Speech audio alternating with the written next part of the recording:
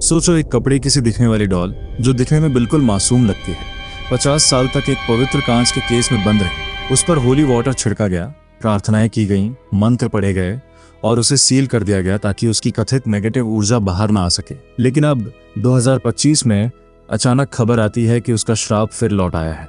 एक paranormal investigator की रहस्यमयी मौत और उसी के साथ एनाबेल डॉल को लेकर अफवाह, डॉल मिसिंग है। तो क्या सच में ये शैतानी गुड़िया फिर जाग चुकी है या फिर ये सिर्फ इंटरनेट की बनाई हुई कहानी है? आज की कहानी शुरू होती है डैन रिवेरा से। यूएस आर्मी के वेटरन और new England society for psychic research यानी NESPR के प्रमुख इन्वेस्टिगेटर्स में से एक।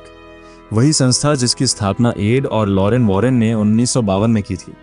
वही वॉरेन दंपत्ति जिनके केस फाइल से द कंजूरिंग जैसी फिल्म सीरीज को प्रेरणा मिली और 1971 में इसी दंपत्ति ने एनाबेल डॉल को कनेक्टिकट के मोनरो शहर में स्थित अपने ऑकल्ट म्यूजियम में एक पवित्र कांच के बॉक्स में बंद कर दिया था। लगभग 49 साल तक, 1971 से लेकर 2020 तक, ये डॉल उसी केस में कैद रही। म्यूजियम में कई और कथित हॉन्टेड ऑब्जेक्ट्स रखे गए थे और कहा जाता है कि जो लोग वहां जाते थे उनके साथ अजीब घटनाएं होने लगती थी। शुरुआत में लोकल अथॉरिटीज ने इन बातों को अंधविश्वास समझकर नजरअंदाज किया, लेकिन जब अफवाहें और कथाएं बढ़ती गईं तो 2019 में म्यूजियम को पब्लिक के लिए बंद कर दिया गया। डॉल सुरक्षित थी केस के अंदर, सील्ड, कंट्रोल्ड एनवायरनमेंट में। लेकिन फिर 2025 की शुरुआत में एक फैसला हुआ। डेविल्स ऑन द रन नाम का एक पैरानॉर्मल टूर। प्लान ये था कि दुनिया के मशहूर हॉन्टेड ऑब्जेक्ट्स को अलग अलग शहरों में ले जाकर लोगों को दिखाया जाएगा और इस पूरे टूर का चेहरा था डैन रिवेरा। अब सोचो जरा, लोग टिकट खरीदकर एक कथित श्रापित डॉल को देखने जा रहे थे।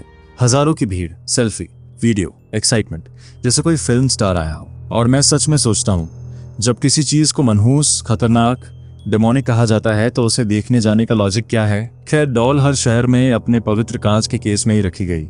किसी को छूने की इजाजत नहीं, सख्त सुरक्षा, सब कुछ कंट्रोल में। लेकिन फिर अचानक खबर आती है, डैन रिवेरा अपने होटल रूम में मृत पाए गए। और बस इंटरनेट को तो जैसे मसाला मिल गया। कुछ घंटों के अंदर सोशल मीडिया पर पोस्ट छा गईं। Annabelle is missing, curse unleashed after 50 years, doll escaped. कुछ लोगों ने तो ये तक कह दिया कि मौत के समय डॉल होटल के कमरे में मौजूद थी। लेकिन जरा ठहरो, NESPR की टीम ने खुद इन्वेस्टिगेशन शुरू की। पुलिस रिपोर्ट आई और जो सामने आया वो कहानी से बिल्कुल अलग था। डॉल मिसिंग नहीं थी, वो पार्किंग लॉट में खड़ी एक ट्रैवल वैन में सुरक्षित रखी गई थी। डैन की तबीयत पहले से कुछ ठीक नहीं थी, मेडिकल इमरजेंसी हुई। अब मैं ये नहीं कह रहा कि लोगों की भावनाएं झूठी हैं, लेकिन जो दावा किया गया कि डॉल कमरे में थी या उसने सीधे तौर पर कुछ किया, ऐसा कोई प्रमाण सामने नहीं आया। और एक सवाल तो बनता है ना, अगर ये डॉल इतनी ही शक्तिशाली है, अगर सच में उसने काम कर दिया तो फिर भागने की जरूरत क्या थी? कहानी यहीं खत्म नहीं होती। एनाबेल से जुड़े किस्से तो दशकों से चलते आ रहे हैं। एक बार एक कैथोलिक पादरी म्यूजियम में आए। उन्होंने हंसते हुए कहा, यह तो सिर्फ एक रैग डॉल है, कोई डेमन नहीं। लॉरेन वॉरेन ने उन्हें चेतावनी दी, डोंट जोक। पादरी ने बात को हल्के में लिया। लौटते वक्त उनकी कार के ब्रेक फेल हो गए।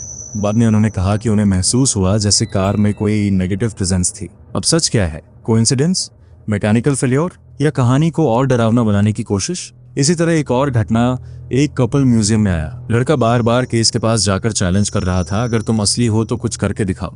कुछ देर बाद म्यूजियम से निकलते ही उनका एक्सीडेंट हो गया। अब ये घटनाएं कितनी प्रामाणिक हैं, कितनी लोक कथाएं, ये कहना मुश्किल है, लेकिन इतना तय है कि हर घटना ने एनाबेल की लेगेसी को और गहरा किया है। डैन रिवेरा की मौत, चाहे मेडिकल कारणों से हुई हो या कुछ और, अब इस डॉल की कहानी का हिस्सा बन चुकी है। लोग फैक्ट से ज्यादा फोकलोर चुनते हैं क्योंकि डर सबूतों से नहीं, कल्पना से पलता है। सच तो ये है कि इंटरनेट के इस दौर में अफवाहें सच से तेज दौड़ती हैं। वीडियो बनते हैं, थंबनेल पर लाल आंखें लगती हैं और हेडलाइन बनती है 50 years later the curse is back। लेकिन जब फाइनल मेडिकल रिपोर्ट आएगी, अगर उसमें हार्ट अटैक, हेल्थ इश्यू या कोई नेचुरल कारण निकला तो शायद उतना वायरल ना हो, क्योंकि लोगों को हॉरर पसंद है, मेडिकल रिपोर्ट नहीं। मेरे रिसर्च के मुताबिक डॉल को वापस उसी जगह रख दिया गया है जहां वो पहले थी। लेकिन पैरानॉर्मल मामलों में प्रूफ हमेशा लिमिटेड ही होता है।